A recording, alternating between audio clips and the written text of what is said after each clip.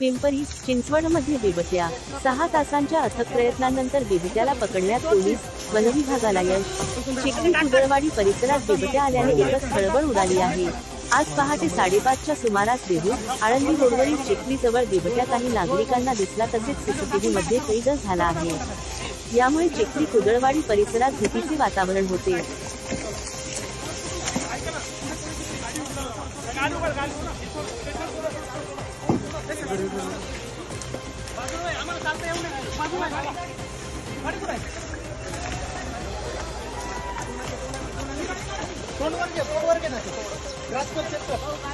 बरोबर आहे।